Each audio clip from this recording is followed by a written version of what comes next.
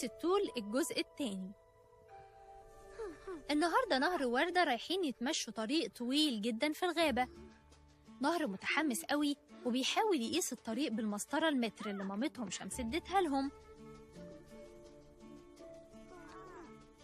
وفكرته الذكية هو إن يقيس طول الغابة بالمسطرة اللي طولها متر. وردة عارفة إن المسطرة قصيرة قوي مش هيعرف يقيس بيها الغابة كلها، لكن نهر صمم إنه يحاول.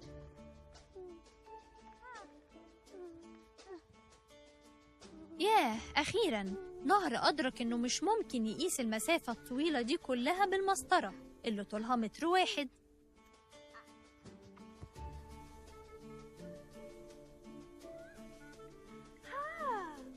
في الكهف حكوا لشمس اللي كانوا بيعملوه في الغابة.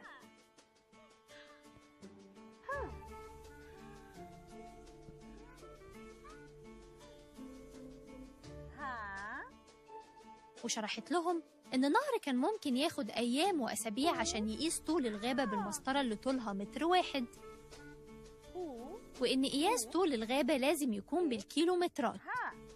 شمس عايزة تختبرهم إمتى يستخدموا وحدات القياس المختلفة، السنتيمتر أو المتر أو الكيلومتر. وردة هتستخدم إيه عشان تقيس طول المعلقة؟ سنتيمتر، صح. يقدر نهر يخمن طولها قد إيه؟ حوالي 10 سنتيمتر. مظبوط، ده تخمين كويس أوي يا نهر. شمس سألت نهر أنهي وحدة قياس ممكن يستخدمها عشان يعرف طول الترابيزة. صح، المتر. كم طولها تفتكري يا وردة؟ حوالي 2 متر. مظبوط، ده تخمين كويس. ودلوقتي إيه رأيكم نقيس المسافة من الكهف بتاعنا لغاية كهف تيتا؟ هل هنقيسها بالمتر ولا بالكيلومتر؟ وردة بتقول كيلومتر. تمام، كيلومتر. هما بياخدوا نص يوم عشان يوصلوا هناك، عشان كده المسافة بالكيلومترات كتير، والمتر هيكون قصير قوي عشان يقيسها. وأخيراً، إيه رأيكم في المسافة لحد كهف رجل الغابة؟ نهر ووردة محتاجين يفكروا فيها، هو مش بعيد قوي، بناخد حوالي دقيقتين بس عشان نوصل هناك. أيوة، شمس بتقول إن المسافة حوالي 200 متر من الكهف بتاعهم. اتعلمنا النهاردة عن اختيار الوحدة اللي ممكن نقيس بيها، وده بيعتمد على الطول أو المسافة اللي بنقيسها. بنستخدم السنتيمتر علشان نقيس الحاجات القصيرة قوي، وبنستخدم المتر عشان نقيس الحاجات القريبة من البيت أو نفسنا، والمسافات القصيرة قوي اللي مش محتاجة وقت طويل عشان نقيسها كلها. وبنستخدم الكيلومتر للمسافات الأطول. كمان حاجة مفيدة إنك تقدر تتوقع الطول أو المسافة لو ما كانش معاك مسطرة في إيدك.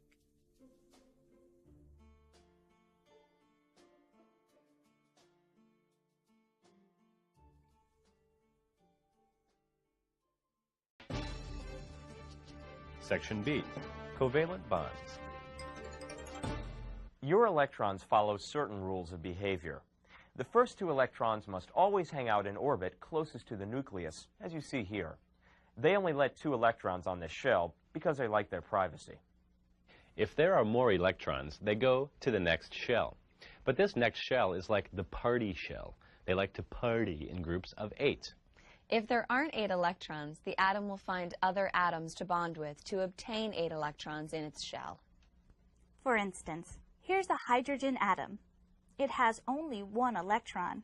It's really lonely. It really wants company. So what is it to do? Well, it forms a relationship with oxygen by sharing its electron with oxygen, thus creating a covalent bond. But wait! Mr. Oxygen is not happy. His atomic number is 8, so he's got 8 electrons, 2 on the inner shell and 6 on the outer. But remember, we told you that they like to have 8 on the outer shell, and he's sharing an electron with Mr. Hydrogen, so he's got 7. What is he to do? Well, he shares with another hydrogen, so he's got 8 on his outer shell. So, now you've got 2 covalent bonds. And guess what? A molecule of water has been formed. So remember these 2 rules. 2 electrons in the inner and 8 in the outer. They love to have these shells filled. And when an atom has slots to fill, it makes it really reactive. Sharing electrons forms covalent bonds and then forms molecules, like water. You can see that covalent bonds are drawn as lines between atoms. Our 4 favorite atoms share the following. Hydrogen shares 1, oxygen shares 2, nitrogen shares 3, and carbon shares 4. So why care about covalent bonds? Well, they're strong, and their strength allows them to hold atoms together. For example, take a piece of your hair and try to pull it apart. Hair is made of molecules of proteins, or atoms covalently bonded. Second, there's energy in these covalent bonds, and we all need this energy. The sun gives off light energy. This is what you feel when you're sunning yourself. Plants take this energy and use it to form covalent bonds, especially between carbon atoms. Then cows and chickens and people eat these plants, and eventually the plant stuff goes into our cells. Then, in order to get energy, the cells break the covalent bonds. Then the cells use this energy for activities like moving and thinking. Now, next time you do any of these things, you can recall that it's the energy of the sun in the form of covalent bonds that allows you to do these things. Also, you should know that the energy you use to run your car, like oil for instance, comes from covalent bonds. Oil's energy comes from plants that received their energy from the sun millions of years ago. But despite its change in physical form, energy is still found in the covalent bonds of oil. Now, you've probably heard that your body's about 90% water, right? It's true, but why don't you just evaporate into 15 pounds of lipids and yucky stuff?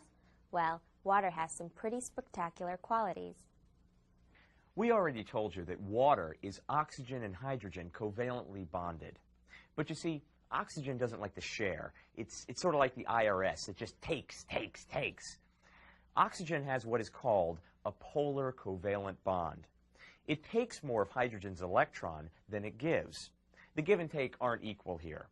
And hydrogen is so dependent on oxygen, it can't leave. So, hydrogen's electron, which is negatively charged, is pulled closer to oxygen. So, you end up with more of a positive charge on the hydrogen side of the molecule and more of a negative charge on the side of the oxygen molecule. It gives water cohesion. The attraction between molecules of water gives it some very unique properties. It is somewhat strong, but still fluid, which is one reason why water is found on Earth in all 3 states, solid, liquid, and gas. The H2O molecule is polar. There is attraction between the molecules.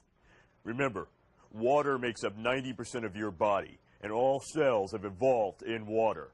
So water affects the function of all life, including you.